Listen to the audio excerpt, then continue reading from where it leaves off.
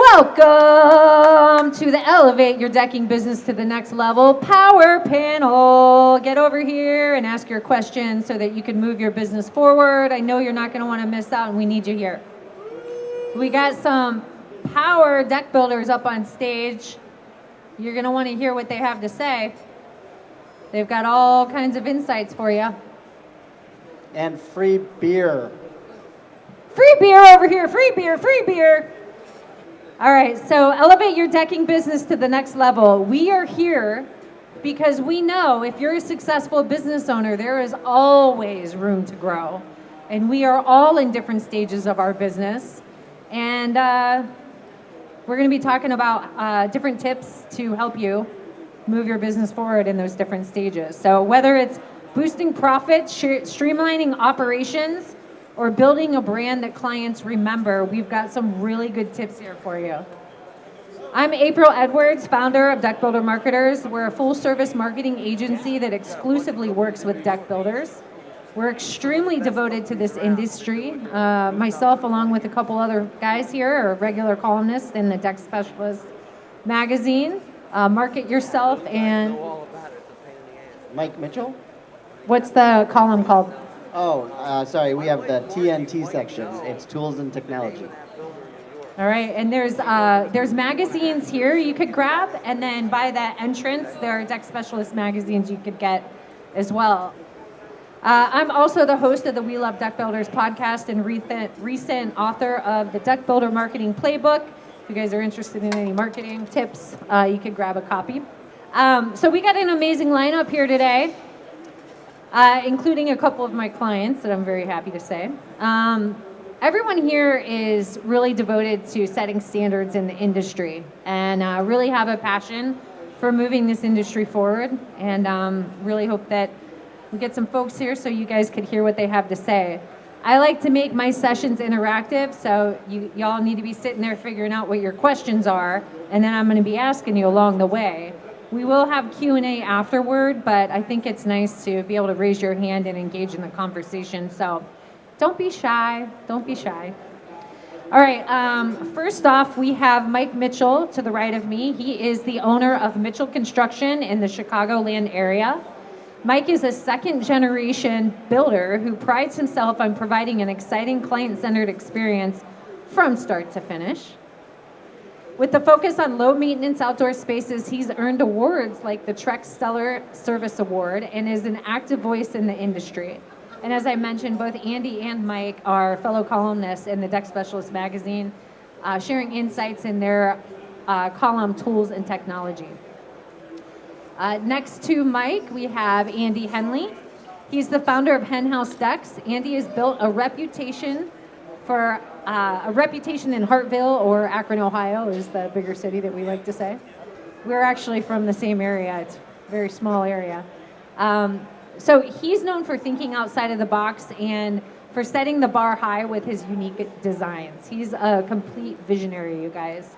Known for creating the iconic guitar deck, Andy believes every project should be more than a deck. It should be a statement that stands apart from the rest. Next to him, we have Levi Tippetts. As president of TC Decks, Levi has nearly 20 years of experience building meticulously crafted decks in the Utah Valley. Levi brings a wealth of practical knowledge to every project, always focused on improving both his work and the industry, and is known for his commitment to quality. And last but not least, we have Shawn Miller. He is currently the alternative decking category manager at Advantage Lumber. Shawn has been in the industry for decades, having owned his own decking company for years and managing up to 12 crews at a time. Formerly the director of NADRA, Shawn's seen every side of the industry and knows how to build a business that scales effectively. So if you guys would all agree, we've got a powerhouse panel up here, and we're in for a session full of insights that you can take back to your business. So let's get into it. How do you grow demand for your company and increase project sizes? So for me, growing demand in mine was coming up with a unique space, something that isn't just a cookie cutter deck, I have this slogan, and I live and breathe this slogan, which is it's not just a deck, it's a Hen-House deck, and I feel like everybody should have that mindset when they're at a project. I mean, a lot of homeowners and people think, we were talking about this at breakfast today, that it was, they spend all this money on this new house or something, and then they just put little effort into a deck project. And I think as professionals in the industry, it's important for us to tell customers that, it's more than just a deck. It's something that is a statement piece. It's something you create memories on, and you can make it unique. You want to be, most of my customers, they're giddy to have company come over and they want to show off the deck. That's like my best form of referral is the customers just can't wait to show off their new Hen-House deck. And that's more of because it's just something different than all these little square decks. So for me, that's what's really taken my business to the next level. I would say to add to that is the experience of building a deck. Everybody's got this stigma of how a construction project goes. It's it's messy, it's delayed, it's just a headache all the way through.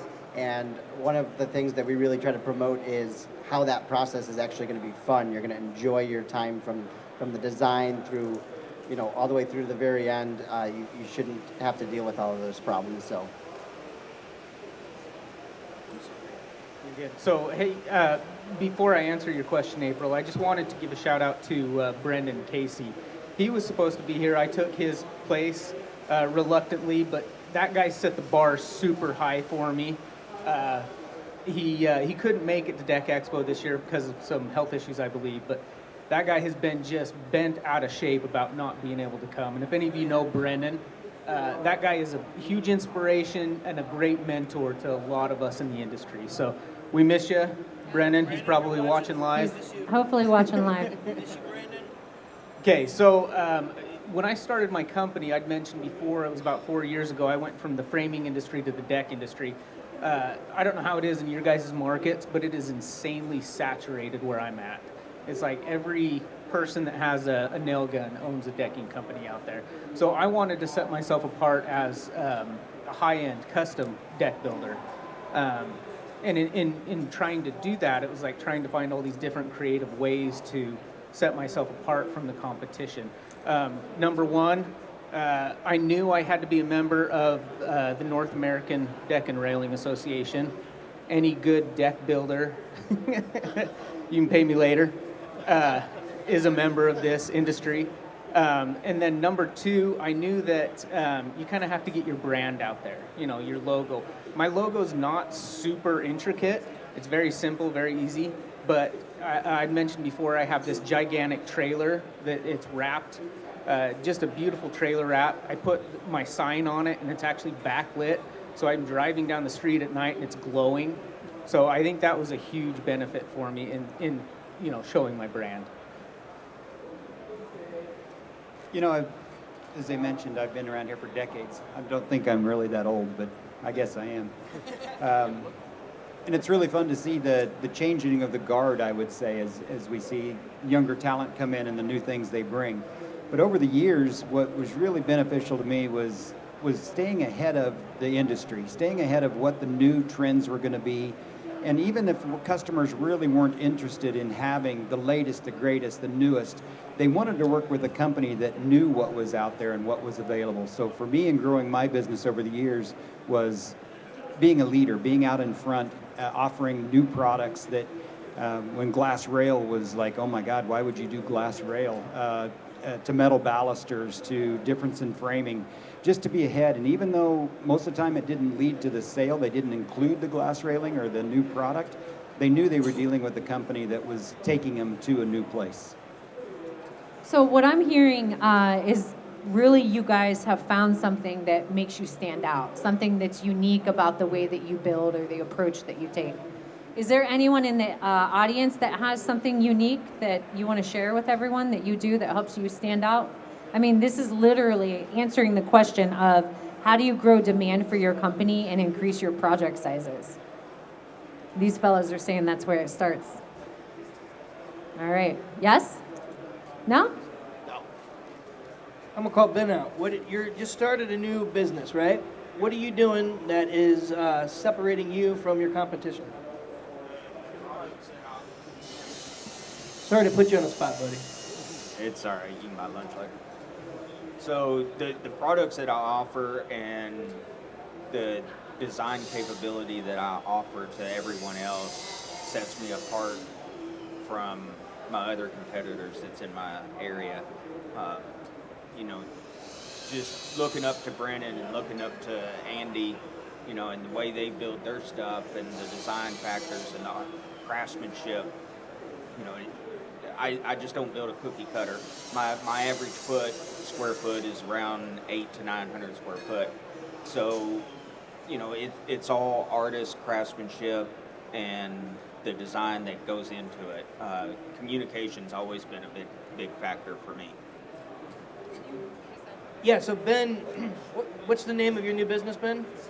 Sunnyside Decks. Ben, he's out of the Kentucky-Indiana border. He was saying what separates him is the high-quality products that he's using, which I think is awesome. I mean, a lot of these guys, they'll just go to Lowe's or their local lumber yard, and whatever they're offering is what they sell to the customer. And I feel that as professional deck builders, you're kind of shorting the customer out because there's so many awesome products as you've seen walking around here. And I like Ben's approach of making sure that he values his craft enough to make sure that customers know that they're getting good products.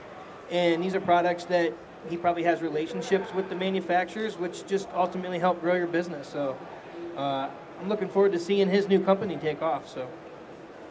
And he also mentioned the design aspect of it, and that is a huge thing to be able to show the customer what they're going to get before they decide what it is that they want. A lot of people don't even know what they want until they see it, so the design side of that was another part. What is there a target price range that generates the best net profits? You know, I think everybody needs to know what their bottom line is. You know, they need to know what your day-to-day costs, what it costs you per month to be in business.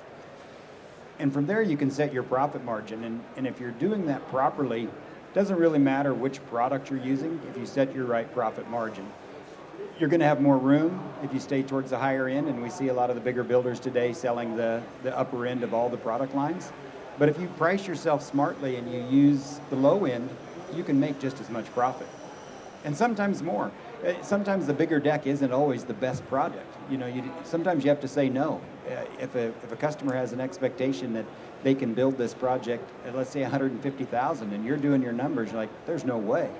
You're better to say no and not take what might be a beautiful deck, but you're going to lose money, and go sell 3 or 4 $20,000 jobs that make great profit. I would say for us, it's that the most profitable jobs are always the ones that are in the middle. So depending on where you're at in your cycle of building, you know, when we started out, that middle project might have been a $20,000 deck. And, you know, we might do a $10,000 deck and not have as much profit because it was small and it just was more logistics involved than needed, and we didn't realize we needed to charge more for that smaller deck. Or the first time you do a $150,000 deck, you know, there might be some issues that you run into along the way that because of it being a bigger project, there was some unforeseen items or things that you didn't get to.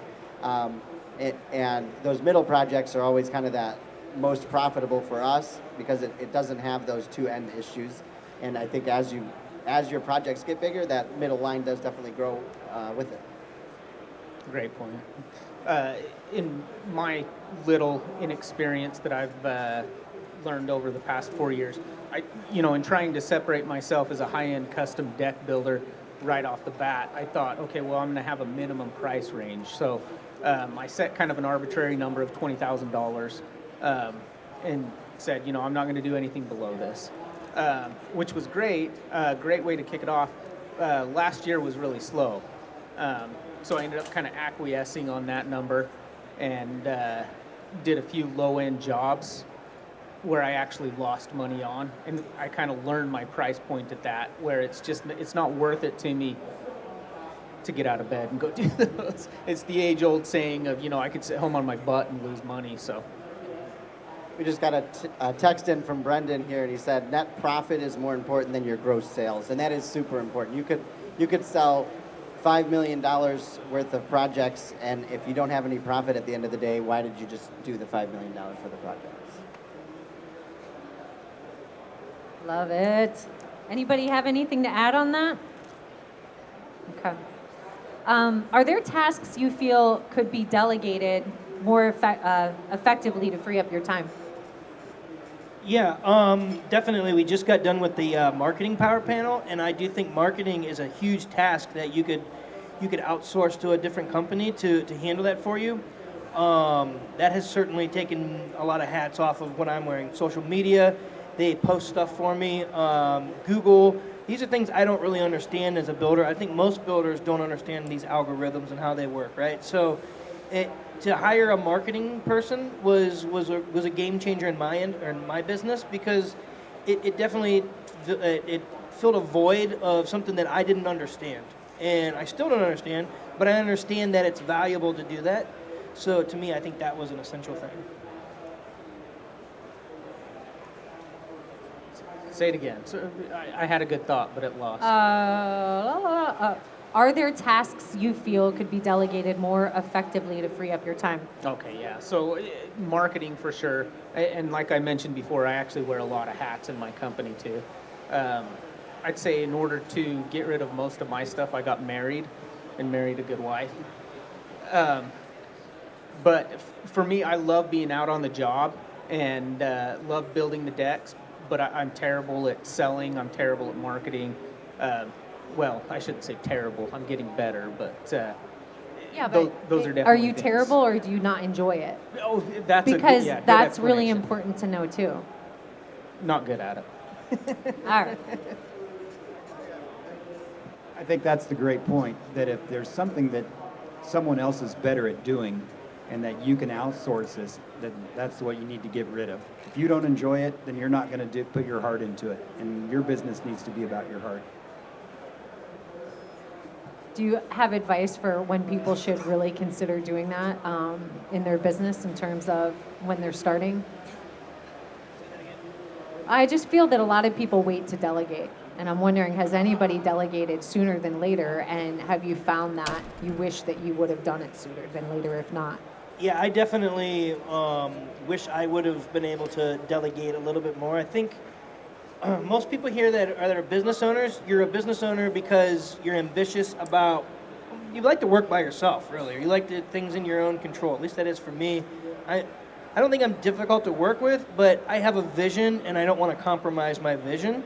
And I think that as my business has progressed, you know, that vision's never been compromised, but the way that I'm starting to get closer to my vision, I had to let go of a lot of stuff. I had to let go of all my sales. I have my brother, I'm blessed that he does a great job at doing sales. I used to just kind of hold that to myself. I'm the guy that does all the sales. I'm key man in my business. And by having him do that stuff has really, I can coach my kids. I can be home every night at 5. I can live the life that I feel like I was meant to live by being able to delegate those. And I think you can make more money if you, obviously you can make more money if you're not passing off those hats. But at what value are you giving up is what I saw. I mean, it's, you know, like I said, I'm blessed that I'm home and I'm able to coach, do things that I love to do. And that does come with a price. That comes with an employee or somebody who I have to pay to do something I know how to do. But in the end, I've never been more happier. I'm living the life that I knew I was meant to live by being able to pass those hats off. Yeah, thank you. So I would say it's a huge impact to grow a team of people that you can delegate almost all of the tasks to, and in order to have the time to have a vision and make those ideas come to fruition, you need a team of people, whether it's in-house employees or subs or teams that work on different parts of your business. Without them, you'll never have enough time to take it up to the next level. So, Just reminded me of an old saying my grandfather said, was that if you can find an employee that 75% of the time will make the same decision you've made, you've got a good employee. So I think as a business owner and as an entrepreneur, you're afraid to let things go because they're not going to do it the same way you would do it. And that's important because that's what you built your business on. But your business isn't going to grow if you don't release that, and you've got to accept 75% as a good benchmark.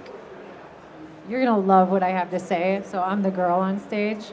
You know what we are as entrepreneurs? We're unicorns, and we expect everyone else to be a unicorn, don't we? And what you just said is really important, and I think that putting a price on your time is also very important. If you can pay somebody else to do something cheaper than what you would pay yourself, you should delegate. What sets an award-winning deck builder's business apart from others? I wouldn't know.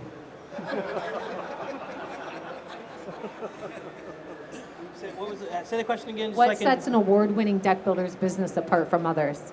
So I think, I've won a few awards building in decks, and once I started to do that, it gave me accreditation with customers. It built my portfolio up, and I was able to actually capture better projects after showing people what I can do. There's a lot of people that can say, oh, we can do that. I've even had people that I've seen on social media take my jobs and try to show home, like promote that they're their jobs, but it's not the real thing. It's more of I'm able to back it up by those national awards and stuff. I do think it's something that maybe a little ego in it, if I'm being honest, to be able to design something cool and win an award, but I feel like with that ego also keeps you driving. I want to do it again, and I think that pushes every project that I'm tackling.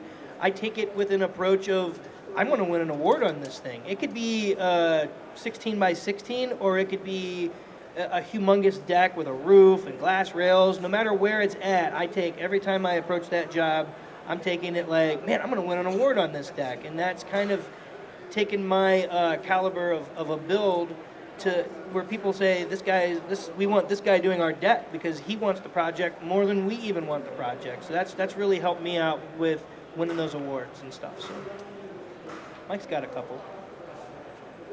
I got a couple here. So I think setting the bar of the fact that you are recognized either nationally or locally for something that is above everybody else really puts the customers, puts them at ease. They know they're going to have a good, solid project. It might be, it might be the design, it might be the install, it might be the customer service. I mean, there's so many things that go into a project, and to have that mindset of, okay, they're going to do it better than anybody else, just puts you in another level. I noticed in Brendan's email signature, he says 17-time award-winning deck builder. Bam, right? I mean, that makes a big impression. But apart from, making you feel good, how does it make your team feel when you win awards? I mean, I feel like it goes beyond just surface level. Yeah, I actually think that's probably the most special thing about it is when these guys, they're all part of this team that's built this awesome project, and then they don't see the value in submitting. It's just like taking those photos. They don't see the value. They know what they did. They just think differently. But once it gets published in a magazine, or it's an award-winning deck, or it gets a lot of likes and comments and views on social media, I can see it lifts their game up. They want to be the best version of them now because they know what they can do, and they kind of like that. They like people, I don't know, appreciating what they're doing, so it kind of gives them a value of more than what it is, just a paycheck now. They're a part of something bigger than a paycheck. So, like I said, I haven't had the opportunity yet to tell you from that standpoint, but one of the first decks that I did, kind of as a professional deck builder, was actually featured on the cover of Deck Specialist magazine. I don't remember what year or what month or anything, but having that just little bit of confidence boost definitely inspired me to go out there and build award-winning decks.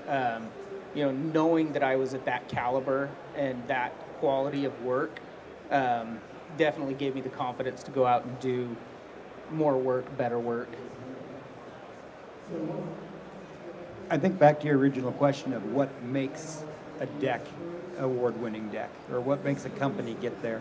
I think it's your attention to detail, from start to finish. From the moment you take that very first phone call to instill confidence in your customer that they're dealing with someone who's different than the other competitor, and then trusting you then by taking them products that they may not have seen from anybody else and showing them how we can put this together differently.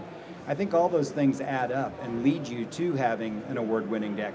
I think it's hard to just say you're an award-winning deck builder. I mean, obviously you've won an award, but I think there's a lot of steps that get you there, and it's a lot of little things that we sometimes forget, especially being in the industry, and you've won 17 awards. Way to go, Brendan.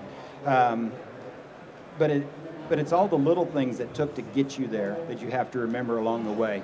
Returning that phone call at 9 o'clock on a Saturday, when your customer calls you, that instills the confidence in your company and sets you apart, which leads you to those awards. Awesome. What do you guys think the key ingredient to building a successful deck business is in this industry? I would say number one is communication for me. So from the start, from the initial phone call, listening, paying attention to what the customer wants, communicating with them and with your team, which I actually, anyway, but communication across all the board will definitely take you up to the next level. And I'd say next step after that is just quality work, because anybody can build to a minimum standard, but when you build above and beyond that, it is recognized, everybody does realize it, and it shows. I would say, surround yourself with like-minded people, good people. I think that's really taken me to a whole new level in this industry, is almost this family we have of deck builders, and we all can, I don't know how many guys I call and just ask opinions. There's 4 of them here I'm just looking at, right? And I think that's essential when you're starting off a business as well, is find like-minded people. And then if you have a vision, follow that vision. Don't compromise it. Make adjustments as you go. That's at least what I did. I'm sure there's a bunch of ways to skin a cat, but as far as my vision, I've never wanted to compromise it. I just figured out ways to achieve that vision by taking off different hats, like I said previously. So that was a big game changer for me. The key ingredient is love. I'm just kidding. Did you say well? Love. Oh. Love what you do. Yeah. So I kind of I have this weird thing where I look at everything in a pie chart and think, okay, what percentage is what, right? And so in this, first thing that comes to mind is hard work, dedication, right? But that's only going to get you so far. So what percentage is quality? What percentage is materials, right? You got to pick the right material, the right team. There's all these different, ingredients that you throw into the mix. Which one you put in more effort to, I think, is kind of what determines that. I'm still working on that. I'll get you the pie chart and email it to you later. I think it's a little bit, again, of what everybody's saying. It's dedication, it's time, it's effort, it's love. It really is love. I mean, you got to love what you're doing. It shows. You got to care about your customer. Got to care about the products you're putting in for them. You got to want your product to last a long time and for them to be happy to be out on it, to brag to their family and friends, want them to come over. I mean, I think there's bits and pieces of everything that's been said so far that all go into building your business, and it's the balance of putting it all together and what parts and pieces work. I would want to shift the narrative from quality to exceeding expectations, because I feel like that's what you guys really do, and love is really having a passion. And so I think all of these things are great. Does anybody have any questions or anything to add to that? Want to share what your secret sauce is? Do you guys have any final tips? Maybe even for somebody that's just starting out, or anything. I mean, I would say without plugging it, but I'm still going to plug them, is NADRA. If you're not a member of NADRA, join NADRA. There is a network of builders in NADRA that can help you take yourself to the next level. establish a relationship with manufacturers. I mean, these manufacturers, they want to help you grow, because if you grow, they grow, right? So, and as a business owner, I think it's important that you establish that relationship. It's the same thing with your employees. If you help your employees grow, at the end of the day, you've grown to substantial amounts, right? So that's kind of the approach I take with my guys, is I want them to succeed, because ultimately it just means that I've succeeded. So that would be my final words, as Jerry Springer would say. In talking about most of what I learn, I've actually, like, as far as quality goes, or different things that set me apart, I've actually learned off of different deck builders on Instagram. So the first to admit, I'm super addicted to it and spend way too much time on Instagram. But the amount of things that I've been able to implement into my builds, I've learned off of people like Andy and Mike and all these other incredible deck builders around us. Just different techniques, ways to improve quality, and then also industry, people here like IG Rail, for example.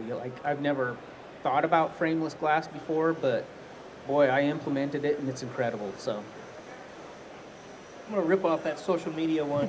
Not like rip off, I'm just saying, like, go off of what you just said. One thing that I heard a quote one time, and I'm sure everybody's maybe heard it, I don't know if you haven't, it was a game changer for me, not just with the decking business, but just in life. Like, comparison is a theft of joy, right? So if you're on social media and you're like, man, how do I get cool projects? I can't get don't be defeated. I mean, it took a lot of hard work, and sometimes for me, I was in the right place at the right time when I got the guitar deck. I was blessed to have that. It set the path, but I keep showing up, and I keep putting my time in, and I network, and like I said, surround myself with the best people that I can, and I think those opportunities will present themselves. So if you take one thing away, comparison is a theft of joy. So don't try to compare yourself, just be you. I'll add one more to that. So one thing that I feel like has really helped me learn was to help other people. So if there's somebody that has questions, be open, help them answer those questions, take them under your wing and give them all the information that you can, and in turn that all does come back to you, and then when you're ready for somebody to mentor you, they're going to be there and help you through your questions. Any questions? All right. Under the microphone. What are you all doing to find and retain knowledgeable, quality employees? The question was, what is everybody doing to find and retain quality employees? I ran my business for close to 30 years and never had an employee other than myself.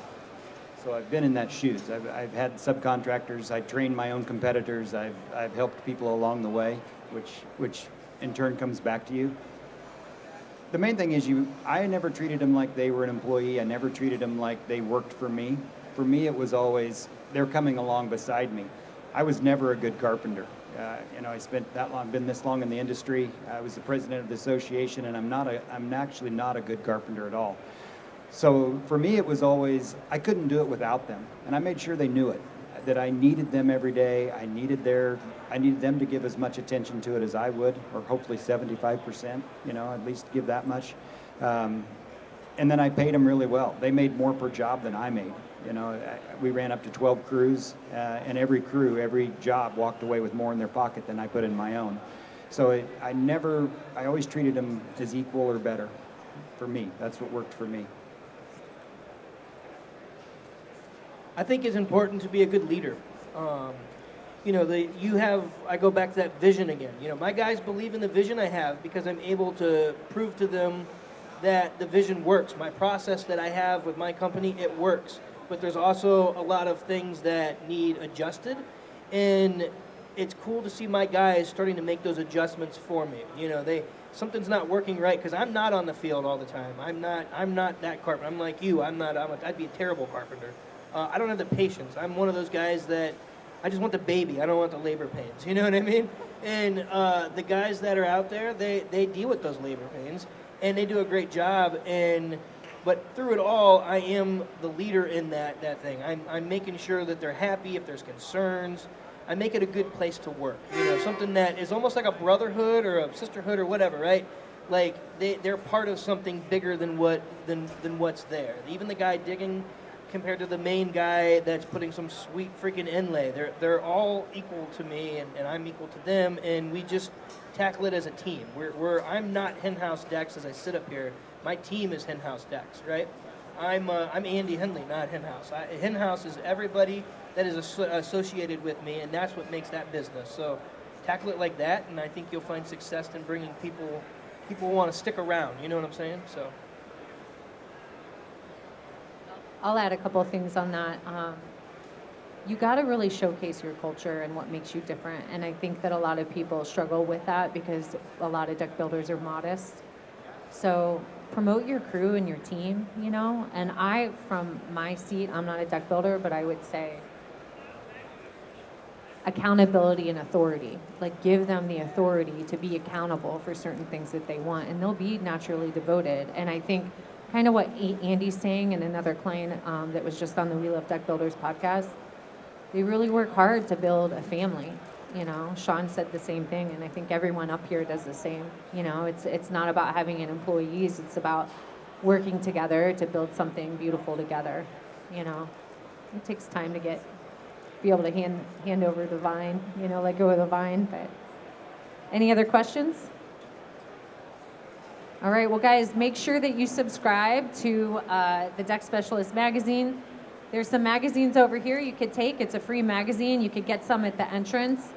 And then you could stop by booth 5905 to go ahead and subscribe. But why don't we give the panelists a round of applause? Thank you guys so much. I hope you guys leave with some good wisdom and you're able to build better and stronger businesses. Thank you. So, Levi, I have to say, you freaking killed it up there. Come on. We just did 2 power panels, and this was your first time doing it? Yeah. Yeah, you did a good job. Well, I appreciate it. Thank you. You really brought some good perspective. What do you think was a key takeaway? Well, it's like learning from professionals, right? And I've never considered myself the professional to get up enough to sit in front of a panel and tell people what to do. But, and then also being kind of put on the spot and having to think about it. Luckily Mike was there to kind of buffer, give me a second to think and get my words together. But being able to just kind of think about things and pull the answers, out of my head. Like, for example, the advertising questions or marketing questions, right? I don't have to think about that as much. But once the reel started turning in my head, I was like, you know what? I think I get a lot from Google. That trailer wrap has been huge for me, referrals. So being able to think about it and, express that, what I've learned. So, yeah. I mean, no matter like how long you've been in the business, I think somebody has something to offer someone else. And I think that's what's so great about the community. Yeah. Yeah. And I consider myself a newbie at this still. I'd mentioned I'd been in the framing industry, and that's completely different world. So when I became friends with Andy and Mike and everybody else, and to be able to learn from them and their experiences has been, it's like going to college for 4 years for my deck doctorate. Yeah, so good. Well, awesome. Thank you so much for being on the panel. Thank you. Thanks for having us. That was fun. We'll do more. Oh, are we gonna do 3 next year? Hopefully. We'll do a power panel all day long, every hour. Let's do it. All right, cool. Thanks, so April. Much. Bye. Wow. So I got a lot of juicy nuggets from those panels. Yeah, it was good.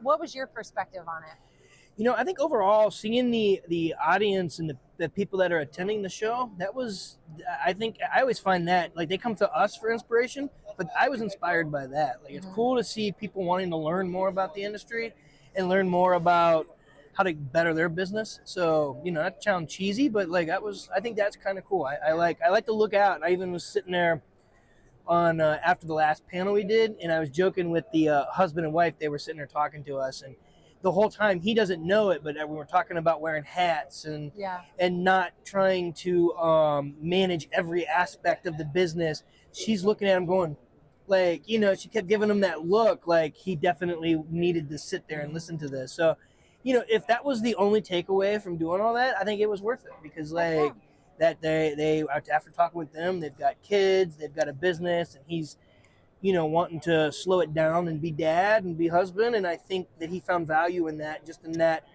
power panel, So it's Unreal. I think that's cool. That's Yeah, powerful. being So, able to give back. yeah, I think that was cool to see that. So that it inspired me. Like, cool. I'm glad that I'm able to sit here and somebody gets value out of whatever it is one of the 5 of us or 4 of us talked about. So I think there's a lot of power in everyone getting together and just sharing ideas, which is what this is all 100%. about. Right? Yeah, I think that's why Nadra is so good because that's what we do. We all sit around. It's like a family reunion. You know what I mean? Yeah. Even these shows, it's powerful. It's I think you have to. You have to put in the time. You have to come here and experience it. But once you let it in a sense, it's like it's a whole new world. It's like our world. This is our world. So, and I think that's cool. Yeah. Yeah. Well, to next year. Yeah, next year hopefully we can get some more of these going and Love it. Should be good. Well, thanks so much for being on thanks it. for moderating. Of You course. did a great job. Thank you. Yep. All right.